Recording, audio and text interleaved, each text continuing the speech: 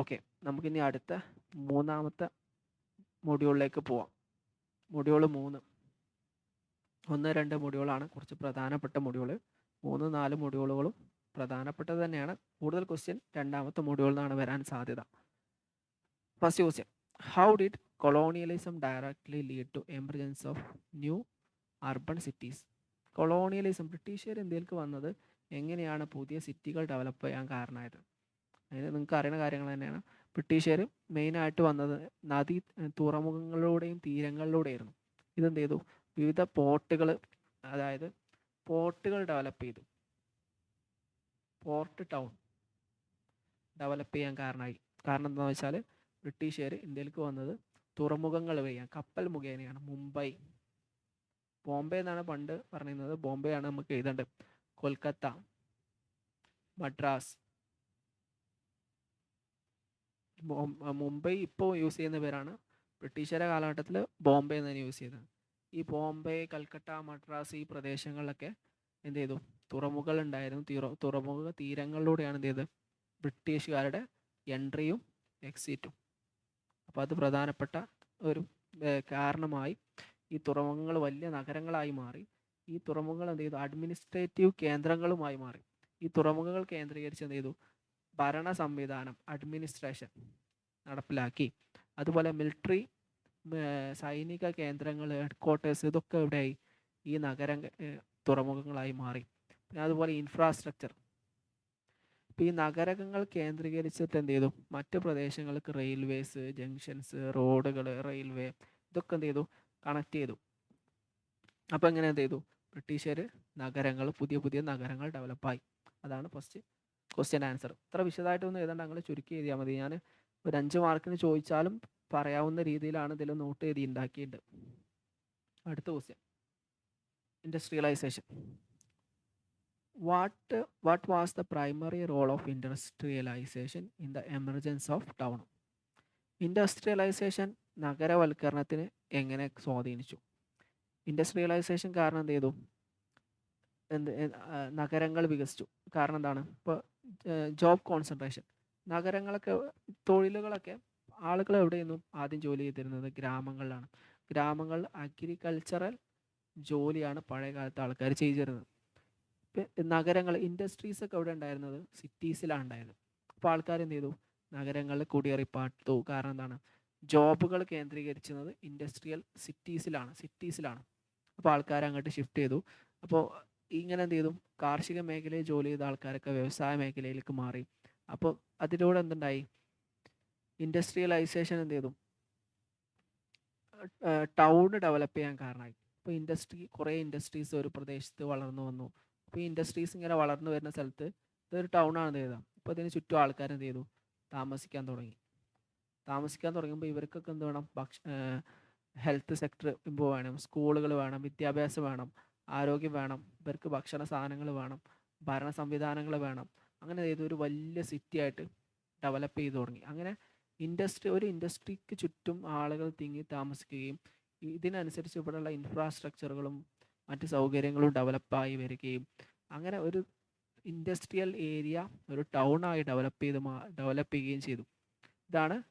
പിന്നെ സപ്പോർട്ടിംഗ് സർവീസാണ് ഇപ്പോൾ പറഞ്ഞത്. ഹൗസുകൾ, ഷോപ്പുകൾ, ട്രാൻസ്പോർട്ട്, ബാങ്കിങ് ഇതൊക്കെ ഇതിന് ചുറ്റും വന്നു. അങ്ങനെയാണ് എന്ത് ചെയ്ത്? ഒരു ഇൻഡസ്ട്രിയലൈസേഷൻ ടൗണ് ഡെവലപ്പ് ചെയ്യാൻ കാരണമായി മാറിയത്. ഇനി അടുത്ത question, reverse migration. Reverse migration എന്ന് പറഞ്ഞാൽ സിമ്പിളാണ്. റിവേഴ്സ് മൈഗ്രേഷൻ എന്ന് പറഞ്ഞാൽ നമ്മൾ ആദ്യമുള്ള സ്ഥലത്തേക്ക് തന്നെ തിരിച്ചു വരിക എന്നുള്ളതിനാണ് റിവേഴ്സ് മൈഗ്രേഷൻ എന്ന് പറയുക. ആൾക്കാർ കുടിയേറി പാർക്കൂലെ, ഒരു സ്ഥലത്ത് നിന്ന് വേറെ സ്ഥലത്തേക്ക് പോകും. പിന്നെ കുറേ കാലം കഴിഞ്ഞാൽ ആൾക്കാർ എന്ത് ചെയ്യും? തിരിച്ചു വരും. തിരിച്ചു വരുന്നതിന് റിവേഴ്സ് മൈഗ്രേഷൻ എന്ന് പറയും. മെയിനായിട്ട് റിവേഴ്സ് മൈഗ്രേഷൻ ഉണ്ടാവുക റൂറൽ ഏരിയയിൽ നിന്ന് അർബൺ ഏരിയക്ക് ആൾക്കാർ ആദ്യം മൈഗ്രേറ്റ് ചെയ്തിട്ടുണ്ടാവുക. ഈ അർബൻ ഏരിയയിൽ നിന്ന് തിരിച്ച് റൂറൽ ഏരിയയിലേക്ക് മൈഗ്രേറ്റ് ചെയ്യുന്നതിനാണ് എന്താ പറയുക? റിവേഴ്സ് മൈഗ്രേഷൻ എന്ന് പറയാം. ഇതിന് പല കാരണങ്ങളുണ്ടാവും. ജോബ് ലോസ് ഉണ്ടാവും, പിന്നെ ഹെൽത്ത് ഇഷ്യൂസ് ഉണ്ടാവും, പിന്നെ നമുക്ക് പഴയ വീടിന് നമുക്ക് നമ്മളെ പഴയ കാലഘട്ടത്തെ ഓർമ്മയുണ്ട്. ചിലവ്, കോസ്റ്റ് ഒരു കാരണമാവാം, പൊല്യൂഷൻ ഒരു കാരണമാവാം. പിന്നെ നമുക്ക് നമ്മുടെ പഴയ കാലഘട്ടത്തിലേക്ക് തിരിച്ചു പോകണം, പഴയ ജീവിതം നയിക്കണം എന്നൊക്കെ പറഞ്ഞ കുറേ കാരണങ്ങളുണ്ടാവും. അതൊക്കെ ഇതിൽ വരുന്നതാണ്. ഇത് അർബൻ ടു റൂറൽ റിവേഴ്സ് മൈഗ്രേഷന് കാരണമാവും. ഇനി പുഷ് ഫാക്ടേഴ്സ്. നമ്മൾ പറഞ്ഞു മൈഗ്രേഷന് പല കാരണങ്ങളുണ്ട്. കുടിയേറി മൈഗ്രേഷൻ എന്ന് പറഞ്ഞാൽ ഒരു സ്ഥലത്ത് നിന്ന് വേറെ സ്ഥലത്തേക്ക് പോണതിനാണ് മൈഗ്രേഷൻ എന്ന് പറയുന്നത്. 4ാമത്തെ ക്വസ്റ്റ്യനാണ് പറയുന്നത് list 3 key push factors that influence rural to urban migration. ഗ്രാമത്തിൽ നിന്ന് നഗരത്തിലേക്ക് മൈഗ്രേറ്റ് ചെയ്യാനുള്ള പ്രധാനപ്പെട്ട 3 കാരണങ്ങൾ എഴുതുക. ഒന്ന് ലാക്ക് ഓഫ് എംപ്ലോയ്മെൻറ്റ്, ജോലി ഇല്ലാത്ത അവസ്ഥ. നമുക്ക് വിശദീകരിക്കാവുന്നതാണ്. ലാക്ക് ഓഫ് ബേസിക് അമ്യൂണിറ്റീസ്, അടിസ്ഥാന സൗകര്യങ്ങൾ, റോഡ്, റെയിൽവേ, ഇതൊന്നും ഇല്ലാത്തത്. പിന്നെ അടുത്ത് മെയിനായിട്ട് വരുന്നതാണ് ഫാമിലിക്ക് കടം, അതുപോലെ ബേസിക് ഫെസിലിറ്റീസ്, ഇങ്ങനെയുള്ള കാര്യങ്ങളൊന്നും ഇല്ലാത്തത്. ഇതൊക്കെ എന്തിന് കാരണമാവും? മൈഗ്രേഷന് കാരണമാവും. ഇനി 5ാമത്തെ ക്വസ്റ്റ്യനിലേക്ക് നമുക്ക് പോവാം. What's mean by changes in land tenure system. Land tenure system എന്ന് പറഞ്ഞാൽ എന്താണെന്ന് ആദ്യം നോക്കാം. ഭൂ നികുതി സമ്പ്രദായത്തിനാണ് ലാൻഡ് ടെന്യൂർ സിസ്റ്റം എന്ന് പറയാം. എല്ലാ കാലഘട്ടത്തിലും ഒന്നുണ്ടാവും ഭൂമി നിയന്ത്രിക്കുന്നതിനും സംരക്ഷിക്കുന്നതിനും അത് ട്രാൻസ്ഫർ ചെയ്യുന്നതിനും ഒക്കെ കുറേ നിയമങ്ങൾ ഉണ്ടായിരിക്കും. ഓക്കെ, ഇപ്പോൾ ബ്രിട്ടീഷുകാർ വരുന്നതിന് മുമ്പ് രാജഭരണമാണെങ്കിലും ആ കാലഘട്ടത്തിലെ ഭൂമി എങ്ങനെയാണ്, അതിൻ്റെ നികുതി എങ്ങനെ കണക്കാക്കുക, അതിൻ്റെ ഓണർഷിപ്പ് ആർക്കാണ്, ഇങ്ങനെയുള്ള കുറേ നിയമങ്ങൾ ഉണ്ടായിരിക്കും. ബ്രിട്ടീഷുകാർ വന്നപ്പോൾ പുതിയ നിയമങ്ങൾ വന്നു. ഇതിനെ ലാൻഡ് ടെന്യൂർ സിസ്റ്റം, ഭൂ നിയമം, നികുതി സമ്പ്രദായം എന്നൊക്കെ പറയും. അപ്പോൾ ഇതിന് മെയിനായിട്ട് ടാക്സുമായി ബന്ധപ്പെട്ട് നികുതിയുമായി ബന്ധപ്പെട്ടതായതുകൊണ്ടാണ് ഭൂനികുതി സമ്പ്രദായം എന്നൊക്കെ പറയുന്നത്. ഇവിടെ എന്താണ്, ഇപ്പോൾ പഴയ കാലത്ത് രാജാവാണെങ്കിൽ രാജാവാണ് അതിന് ഓണർഷിപ്പ്, ജനങ്ങൾ അവിടെ താമസിക്കും, അതിനെന്ത് ചെയ്യും, ജനങ്ങൾ നികുതി കൊടുക്കണം. പിന്നെ ബ്രിട്ടീഷുകാർ വന്നപ്പോൾ പുതിയ ലാൻഡ് ടെന്യൂർ സിസ്റ്റം വന്നു, അമിതമായി നികുതി സംരക്ഷിക്കാൻ തുടങ്ങി. ഇതിലാണ് ജമീന്ദാരി, മഹൽവാരി, റായത്ത്വാരി എന്നൊക്കെ പറഞ്ഞ സാധനങ്ങൾ വരുന്നത് കേട്ടോ. അത് നിങ്ങൾ നോക്കി പോകണം, നമ്മളിവിടെ വിശദീകരിച്ചിട്ടില്ല. അപ്പോൾ ബ്രിട്ടീഷുകാർ വന്നപ്പോൾ എന്ത് ചെയ്തു, ബ്രിട്ടീഷുകാർ പുതിയ സമ്പ്രദായം കൊണ്ടുവന്നു. ഈ ജമീന്ദാരി സിസ്റ്റത്തിൽ ജമീന്ദാർ എന്ന് പറഞ്ഞാൽ നികുതി പിരിക്കാൻ വേണ്ടിയിട്ട് ജമീന്ദാർ എന്ന് പറഞ്ഞ സമ്പ്രദായം കൊണ്ടുവന്നു. അപ്പോൾ ബ്രിട്ടീഷുകാർ മുകളിൽ വരും, ജമീന്ദാർ താഴെ, പിന്നെ കർഷകർ വരും. അപ്പോൾ ഈ കർഷകരെന്ത് ചെയ്യും, കർഷകരിൽ നിന്ന് ജമീന്ദാർ ഭൂമി പിരിച്ചെടുത്ത് ഇവർക്ക് കൊടുക്കും. അത് 10% നികുതി ബ്രിട്ടീഷുകാർക്ക് കൊടുക്കും, 1% ജമീന്ദാർ എടുക്കും. ഇങ്ങനെയാണ് ഇതിൻ്റെ കണക്ക് വരിക. പിന്നെ മഹൽവാരി ആണെങ്കിലും റായത്ത്വാരി ആണെങ്കിലും കർഷകർ ജമീന്ദാർക്ക് നികുതി കൊടുക്കുന്ന സമ്പ്രദായം തന്നെയാണ് ഇത്. പഴയ കാലത്തുണ്ടായിരുന്ന റൈറ്റുകൾ, അവകാശങ്ങളൊക്കെ എങ്ങനെയായിരുന്നു, എഴുതപ്പെടാത്ത, എഴുതി വെക്കുന്നില്ല, ഫോർമലായിട്ടുള്ള സംവിധാനങ്ങളൊന്നുമില്ലായിരുന്നു. ഉദാഹരണമായിട്ട് ഇപ്പോൾ ഒരു ഭൂമി എൻ്റെ പേരിലാണെങ്കിൽ അങ്ങനെ കൃത്യമായിട്ടുള്ള പേപ്പറുകളും കണക്കുകളൊന്നും ഇല്ലായിരുന്നു. ബ്രിട്ടീഷുകാർ എന്ത് ചെയ്തു, ഇത് ഫോർമലൈസ് ചെയ്തു. അത് ഫോർമൽ ലീഗലായിട്ടുള്ള കുറേ ടൈറ്റിലുകൾ കൊടുത്തു, ഓണർഷിപ്പ് കൊടുത്തു. ഉദാഹരണമായിട്ട് ജമീന്ദാർക്ക് നിയമപ്രകാരം ഒരു പ്രദേശത്തിനുള്ള അധികാരം കൊടുത്തു. അതുപോലെ കർഷകർക്ക് വാങ്ങാനും വിൽക്കാനും പണയം വെക്കാനൊക്കെ ഉള്ള അവകാശങ്ങൾ കൊടുത്തു. ഇതൊക്കെ ബ്രിട്ടീഷുകാർ വന്നതിന് ശേഷം ചെയ്ത കാര്യങ്ങളാണ്. അപ്പോൾ അതിനെക്കുറിച്ച് നിങ്ങൾ എന്ത് ചെയ്യാം, ജമീന്ദാരി, മഹൽവാരി, റായത്ത്വാരി എന്നൊക്കെ നിങ്ങൾ മുമ്പ് പഠിച്ചതായതുകൊണ്ട് ഞാൻ വിശദീകരിക്കുന്നില്ല. അത് എന്ത് ചെയ്യാം, അത് നോക്കി വെക്കാം. പിന്നെ ജമീന്ദാരി ആരാണ് കൊണ്ടുവന്നത്, മഹൽവാരി ആരാ കൊണ്ടുവന്നത്, റായത്ത്വാരി ആരാ കൊണ്ടുവന്നതൊക്കെ അതൊന്ന് പഠിച്ചു വെക്കുക, അതിൻ്റെ വർഷം നോക്കി വെക്കാം. ഇനി നമുക്ക് സെഷൻ ബി മെയിനായിട്ട് പുൾ ഫാക്ടറിനെ കുറിച്ചാണ് ചോദിക്കുന്നത്. Explain the main pull factors that attract people from agrarian society to urban areas.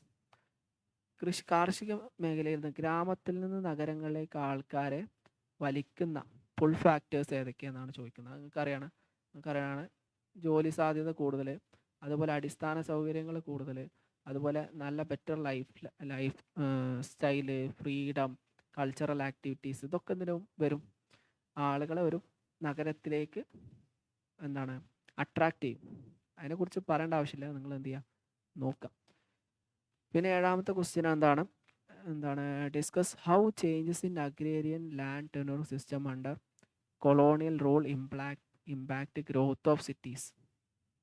ബ്രിട്ടീഷുകാർ കൊണ്ടുവന്ന ഭൂനികുതി സമ്പ്രദായം സിറ്റിയുടെ വികസനത്തിന് എങ്ങനെ കാരണമായി, അതിൻ്റെ നഗരങ്ങളുടെ വികസനത്തിന് എന്ത് ഇമ്പാക്റ്റാണ് ഉണ്ടാക്കിയത്.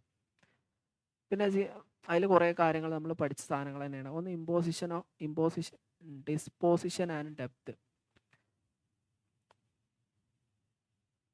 ഇവിടെ എന്ത് ചെയ്തു, ജമീന്ദാരി സിസ്റ്റം ഡെവലപ്പ് ചെയ്തു വന്നു. ജമീന്ദാർ എന്ന് പറഞ്ഞ നേരത്തെ പറഞ്ഞ പോലെ ഒരു സിസ്റ്റം ഡെവലപ്പ് ചെയ്തു. അവിടെ ബ്രിട്ടീഷുകാർ മെയിനായിട്ട് ജമീന്ദാരി സിസ്റ്റമാണ് ഇന്ത്യയിൽ ഉണ്ടായിരുന്നത്.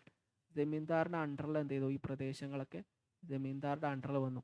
അപ്പോൾ എന്ത് ചെയ്തു, ജമീന്ദാർ നിർബന്ധിതമായിട്ട് ബ്രിട്ടീഷുകാർക്ക് നികുതി കൊടുക്കേണ്ടി വന്നു. അപ്പോൾ ബ്രിട്ടീഷുകാർ എന്ത് ചെയ്യും? ജമീന്ദാറെ പ്രഷർ ചെയ്യും. ജമീന്ദാർ എന്ത് ചെയ്യും? ഫാർമറെ പ്രഷർ ചെയ്യും.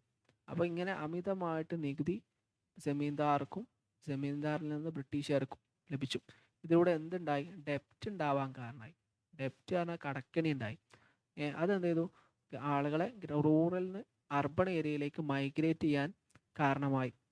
പിന്നെ അതുപോലെ commercialisation of agriculture. Commercialisation of agriculture എന്ന് പറഞ്ഞാൽ പഴയ കാലത്ത് കൃഷി ചെയ്തിരുന്നത് നെല്ല്, ഗോതമ്പ്, ഇങ്ങനെ ഫുഡ് ഐറ്റംസ് ആയിരുന്നു കൃഷി ചെയ്തിരുന്നത്. ഓക്കെ. പിന്നെ എന്ത് ചെയ്തു? ക്യാഷ് ക്രോപ്സ്, നാണ്യവിളകൾ കൃഷി ചെയ്യാൻ വേണ്ടിയിട്ട് പ്രേരിപ്പിച്ചു. ഇൻഡിഗോ, അതായത് ഇപ്പോൾ കോട്ടന്, ഇൻഡിഗോ, നീലം, ഇങ്ങനെയൊക്കെ വിൽക്കാൻ പറ്റുന്ന ഗ്ലോബൽ മാർക്കറ്റിൽ പ്രൈസ് കൂടുതലുള്ള ഉൽപ്പന്നങ്ങൾക്ക് കൂടുതൽ ഉൽപ്പന്നം പ്രോത്സാഹിപ്പിച്ചു. പിന്നെ വെൽത്ത് എന്ത് ചെയ്തു? ഒരു പ്രത്യേക വിഭാഗത്തിൽ എന്ത് ചെയ്തു? കോൺസെൻട്രേറ്റ് ചെയ്തു ബ്രിട്ടീഷുകാർ. അതുപോലെ ജമീന്ദാർ എന്ന് പറഞ്ഞ വിഭാഗത്തിൽ എന്ത് ചെയ്തു? കോൺസെൻട്രേറ്റ് ചെയ്തു. പിന്നെ ചില ലാൻഡ് ലോർഡ്സ്, അതുപോലെ മണി ലെൻഡേഴ്സ്, ട്രേഡേഴ്സ്, ഇങ്ങനെ കുറേ വിഭാഗം ആൾക്കാരുടെ ഇടയിൽ എന്ത് ചെയ്തു? സമ്പത്ത് കേന്ദ്രീകരിച്ചു. കർഷകർ കൂടുതൽ പാപ്പരായി എന്നൊക്കെ പറഞ്ഞിട്ട് എഴുതിയാൽ മതി. ഇതാണ് 7ാമത്തെ ക്വസ്റ്റ്യൻ. ഇനി നമുക്ക് 8ാമത്തെ ക്വസ്റ്റ്യനിലേക്ക് ഒന്ന് പോകാം. Describe the significant issues of mobility and social status faced by new migrants in urban cities. കുറേ ആൾക്കാർ ഗ്രാമത്തിൽ നിന്ന് നഗരത്തിലേക്ക് മൈഗ്രേറ്റ് ചെയ്തിട്ടുണ്ടാവുമല്ലോ.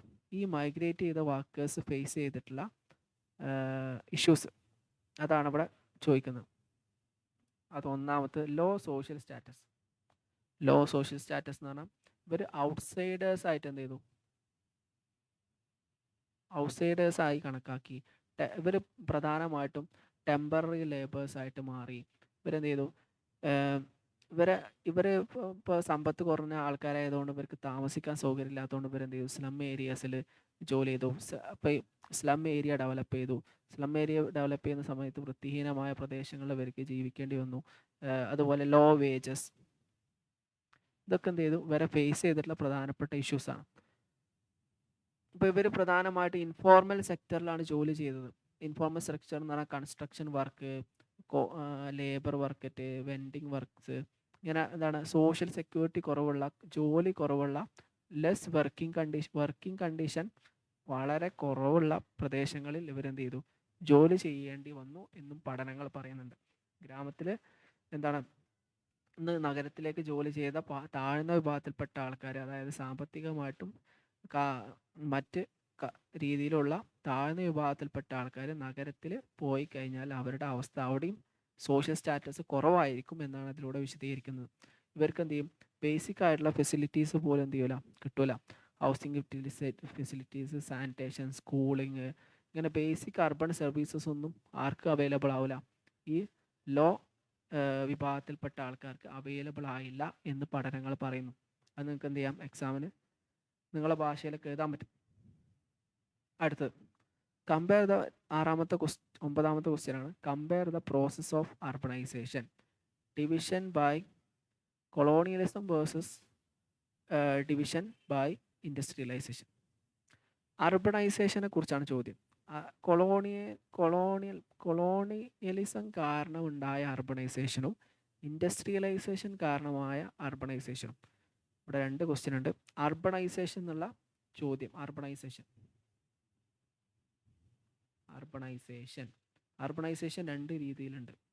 ഒന്ന് കൊളോണിയലൈസേഷൻ, കോളനിവൽക്കരണം, കൊളോണിയലിസം. രണ്ടാമത് ഇൻഡസ്ട്രിയലൈസേഷൻ. ഇൻഡസ്ട്രിയലൈസേഷൻ കാരണം എന്ത് ചെയ്യുന്നുണ്ട്? അർബൺ ഉണ്ടായിട്ടുണ്ട്. കൊളോണിയലൈസേഷൻ കാരണം അർബൺ ഉണ്ടായിട്ടുണ്ട്. കൊളോണിയലൈസേഷൻ നോക്കുകയാണെങ്കിൽ ഒരു പരമാവധി കച്ചവടം, ട്രേഡിനാണ് പ്രാധാന്യം നൽകി, അല്ലേ? ട്രേഡ്, അഡ്മിനിസ്ട്രേഷൻ, റിസോഴ്സസ്, എക്സ്ട്രാക്ഷൻ പരമാവധി പോലെ എന്ത് ചെയ്യുന്നുണ്ട്? ഇന്ത്യയിൽ നിന്ന് ഊറ്റിയെടുക്കാനാണ് നോക്കിയത്. അതുപോലെ ഇവരെന്ത് ചെയ്ത് ചെറിയ ചെറിയ സിറ്റീസ് ഇവർ ഡെവലപ്പ് ചെയ്തു. ബോംബെ, പിന്നെ കൽക്കട്ട, മദ്രാസ് ഇങ്ങനെയുള്ള സിറ്റീസൊക്കെ ഡെവലപ്പ് ചെയ്തു. ഇവരുടെ മെയിൻ ലക്ഷ്യം എന്താണ്? റോ മെറ്റീരിയൽസ് ഇന്ത്യയിൽ നിന്ന് ബ്രിട്ടനിലേക്ക് കൊണ്ടുപോകുക എന്നുള്ളതാണ് ഇവരെ മെയിനായിട്ടുള്ള ലക്ഷ്യം. ഇവർ എന്താണ് ഒരു പ്രദേശം കൺട്രോൾ ചെയ്യുകയും ലാഭം ലക്ഷ്യമാക്കുകയുമാണ് ഇവരെ മെയിനായിട്ടുള്ള ലക്ഷ്യം. പക്ഷേ ഇൻഡസ്ട്രിയലൈസേഷനിലൂടെയുള്ള അർബണൈസേഷനിലൂടെ എന്ത് സംഭവിച്ചു? ഇവിടെ കൊളോണിയൽ അർബണൈസേഷനിലൂടെ ശരിക്കും എന്തുണ്ടായിട്ടില്ല, വികസനം അണ്ടർ ഡെവലപ്മെൻ്റ് ആണ് ഉണ്ടായത്. അണ്ടർ ഡെവലപ്മെൻറ്റ്, ശരിക്കും ഡെവലപ്മെൻറ്റ് ഉണ്ടായില്ല. കാരണം ഒക്കെ ആര് കൊണ്ടുപോയി? ബ്രിട്ടീഷുകാർ കൊണ്ടുപോയി. പക്ഷേ ഇൻഡസ്ട്രിയലൈസേഷനിലൂടെ ഉണ്ടായ അർബണൈസേഷനിൽ ഇന്ത്യയിൽ എന്തുണ്ടായി? ഫാക്ടറികൾ വന്നു, ജോബ് ക്രിയേറ്റ് ചെയ്തു, അതുപോലെ ഗ്രോത്ത് ഉണ്ടായി. അപ്പോൾ ഇൻഫ്രാസ്ട്രക്ചർ ഉണ്ടായി, അതുപോലെ എന്താണ് ആളുകൾ കയറ്റി അയക്കാൻ തുടങ്ങി, മാക്സിമം ഉൽപ്പന്നം ഉണ്ടായി, മാർക്കറ്റ് ഡെവലപ്പ് ചെയ്തു, GDP വർദ്ധിച്ചു. ഇങ്ങനെയുള്ള കുറേ കാര്യങ്ങൾ എന്തിൽ സംഭവിച്ചു? ഇൻഡസ്ട്രിയലൈസേഷനിലൂടെയുള്ള ഡെവലപ്മെൻറ്റിലൂടെ സാധിച്ചു എന്നാണ് പറയുന്നത്. ഇനി അടുത്ത 10ാമത്തെ ക്വസ്റ്റ്യനിലേക്ക് നമുക്ക് പോവാം. Elaborate the relationship between urban migration and transformation of agrarian cities. Urban മൈഗ്രേഷനും അഗ്രേറിയൻ ട്രാൻസ്ഫോർമേഷനും അതിനെക്കുറിച്ച് നമ്മൾ നേരത്തെ പറഞ്ഞതാണ്. ഇപ്പോൾ എന്താണ് ഇതെന്ത് ചെയ്തു? ഈ ആളുകൾ ഇപ്പോൾ ഗ്രാമത്തിൽ നിന്നും, അതായത് റൂറൽ ഏരിയയിൽ നിന്ന് അർബൺ ഏരിയയിലേക്ക് മൈഗ്രേറ്റ് ചെയ്തു ആൾക്കാർ അല്ലേ. ഇതിലൂടെ എന്ത് ചെയ്യുന്നുണ്ട്? ഗുണം ഉണ്ടായിട്ടുണ്ട്, ദോഷം ഉണ്ടായിട്ടുണ്ട്. ഓക്കെ, ഇത് ഗ്രാമീണ മേഖലയിൽ എന്ത് ചെയ്തിട്ടുണ്ട്? വർദ്ധിപ്പിച്ചിട്ടുണ്ട്. ഇപ്പോൾ ജോലി ഇല്ലാത്ത ആൾക്കാർക്ക് ജോലി കിട്ടി, ജോബ് കിട്ടി, ഒന്നാമത്തെ പോയിന്റ്. രണ്ടാമത്തെ റെമിറ്റൻസ് എന്ന് പറഞ്ഞാൽ നഗരത്തിൽ ജോലി ചെയ്ത ആൾക്കാർ പോലെ പൈസ എന്ത് ചെയ്യും? ഗ്രാമത്തിലേക്ക് അയക്കും. ഇത് ഗ്രാമത്തിലുള്ള പോലെ കടക്കണി കാര്യങ്ങളൊക്കെ വർദ്ധിക്കും. പിന്നെ സോഷ്യോ കൾച്ചറൽ ചേഞ്ച് ഉണ്ടായി. നഗരത്തിൽ എന്താണ് ആളുകളുടെ എന്ത് ചെയ്തു? നഗരത്തിലുള്ള ആൾക്കാരുടെ ചിന്ത, കാഴ്ചപ്പാട്, വീക്ഷണം ഇതൊക്കെ എന്ത് ചെയ്യും? മാറി. അതുപോലെ യുവാക്കൾ എന്ത് ചെയ്തു? കാർഷിക മേഖലയിൽ നിന്ന് വ്യവസായ മേഖലയിലേക്ക് വന്നു. ഇതൊക്കെ ഇതിൽ വരുന്നതാണ്, ഇതിൽ വരുന്ന ആൻസർ തന്നെയാണ്. പിന്നെ അടുത്ത ക്വസ്റ്റ്യൻ 11ാമത്തെ ക്വസ്റ്റ്യൻ ആണ്. എന്താണ് പുഷ് ഫാക്ടർ, എന്താണ് പുൾ ഫാക്ടർ, എന്താണ് മൈഗ്രേഷൻ എന്താണെന്നാണ് ക്വസ്റ്റ്യൻ ചോദിക്കുന്നത്. നിങ്ങൾ എന്ത് ചെയ്യാം? ഓക്കെ, ഇതാ പുഷ് ഫാക്ടർ എന്ന് പറഞ്ഞാൽ ഒരു പ്രദേശത്ത് നിന്ന് ആളുകളെ പുറത്തു പോകാൻ നിർബന്ധിക്കുന്ന ഘടകങ്ങളെയാണ് എന്ത് പറയാം? പുഷ് ഫാക്ടർ എന്ന് പറയാം. പുൾ ഫാക്ടർ എന്ന് പറഞ്ഞാൽ ഒരു പ്രദേശത്തേക്ക് ആൾക്കാരെ ആകർഷിക്കുന്ന ഘടകങ്ങളാണ്. പുഷ് ഫാക്ടേഴ്സ് എന്തൊക്കെയാണ്? പോവർട്ടി, ഡിസ്ട്രസ്, ടെക്നോളജി ഇല്ലാത്തത്, ഇൻഫ്രാസ്ട്രക്ചർ ഇല്ലാത്തത്, സാമൂഹ്യ പ്രശ്നങ്ങൾ, ഇതൊക്കെ അതിൽ വരുന്നതാണ്. ഇനി അവസരങ്ങൾ, ഒരു പ്രദേശത്തേക്ക് വരാനുള്ള മെയിനായിട്ടുള്ള അവസരങ്ങൾ എന്താണ്? തൊഴിലവസരങ്ങൾ, സർവീസ് പറഞ്ഞാൽ വിദ്യാഭ്യാസം, ആരോഗ്യം, ഇങ്ങനെയുള്ള സർവീസുകൾ, ഫ്രീഡം, ആളുകൾ, അനോണിമിറ്റി, അതായത് മറ്റുള്ള ആൾക്കാരൊന്നും ഇടപെടാത്ത പൂർണ്ണമായിട്ടും സ്വാതന്ത്ര്യമുള്ള ഒരു പ്രദേശത്തേക്ക് മാറും. അപ്പോൾ കാസ്റ്റ് സിസ്റ്റം ഒക്കെ ഉണ്ടെങ്കിൽ എന്ത് ചെയ്യും? ആൾക്കാരെന്ത് ചെയ്യും? അവരുടെ പ്രവർത്തനങ്ങളൊക്കെ കാസ്റ്റ് ബേസ്ഡ് ആയി മാറും. അപ്പോൾ നഗരത്തിലേക്ക് പോയി കഴിഞ്ഞാൽ ഈ കാസ്റ്റ് ബേസ്ഡ് റെസ്ട്രിക്ഷൻസ് ഒക്കെ ഇല്ലാതാവുമെന്ന് പറയുന്നുണ്ട്. പിന്നെ ഇമ്പാക്റ്റ് ഓൺ സോഷ്യൽ മൊബിലിറ്റി. ഈ മൊബിലിറ്റി കാരണം എന്ത് ചെയ്യുന്നു? ഈ ഗ്രാമീണ മേഖലയിൽ നിന്ന് നഗരമേഖലയിലേക്ക് ആൾക്കാർ കുടിയേറി പാർത്തത് കാരണം കുറേ മെച്ചങ്ങൾ ഉണ്ടായി എന്നൊക്കെ പറഞ്ഞിട്ട് എന്ത് ചെയ്യുന്നു? ഗുണങ്ങളും ദോഷങ്ങളും ഉണ്ടായിട്ടുണ്ട്. ഗുണങ്ങൾ എന്തൊക്കെയാണ്? തൊഴിലവസരം ഉണ്ടായി, ആളുകൾ ഡെവലപ്പ് ചെയ്തു. ദോഷങ്ങൾ എന്ന് പറഞ്ഞാൽ എന്താണ്? ഗ്രാമത്തിലുള്ള ആൾക്കാർ നഗരത്തിൽ ജോലി ചെയ്തു, ഫാക്ടറിയിൽ ജോലി ചെയ്തു, ഇൻഫോർമൽ സെക്ടറിൽ ജോലി ചെയ്തു, കുറഞ്ഞ വിലക്ക് ജോലി ചെയ്തു, അതുപോലെ സെക്യൂരിറ്റി കുറഞ്ഞുള്ള പ്രദേശത്ത് ജോലി ചെയ്തു, സ്ലം ഏരിയയിൽ താമസിക്കേണ്ടി വന്നു. ഇങ്ങനെയുള്ള കാര്യങ്ങളൊക്കെയാണ് അതിൽ വരുന്നത്. ഇനി അടുത്ത 12ാമത്തെ question. Examine how colonial era changed the land tenure system in agrarian societies created by conditions of large scale urban migration. ഇവിടെ നമ്മൾ നേരത്തെ പഠിച്ച കാര്യങ്ങൾ തന്നെയാണ്. Land tenure system, British land tenure system, zamindari, mahalwari, ryotwari, അതുപോലെ റവന്യൂ പ്രഷർ കാരണം എന്ത് ചെയ്തു? ആളുകൾ അമിതമായ ടാക്സും കാരണമൊക്കെ എന്ത് ചെയ്തു? ആൾക്കാർ നഗരത്തിലേക്ക് പോയി. നഗരത്തിൽ കൊമേഴ്ഷ്യലൈസേഷൻ ഓഫ് ലാൻഡ്, ആൾക്കാരെന്ത് ചെയ്തു? കടക്കണിയിൽ കുടുങ്ങി. നേരത്തെ പറഞ്ഞ കാര്യങ്ങൾ തന്നെ. ഗ്രാമീണ കരകൗശല വസ്തുക്കൾ ഇതിലൊക്കെ എന്ത് ചെയ്തു? ഇതൊക്കെ തകർന്നു. പിന്നെ ബ്രിട്ടീഷുകാർ എന്ത് ചെയ്തു? പരമാവധി സാധനങ്ങൾ ഇവിടുന്ന് ഊറ്റിയെടുത്തിട്ട് എന്ത് ചെയ്തു? ബ്രിട്ടനിലേക്ക് കൊണ്ടുപോയി. ഇങ്ങനെയുള്ള കാര്യങ്ങളൊക്കെയാണ് നമുക്ക് എവിടെ പഠിക്കാനുള്ളത്? ഈ 4th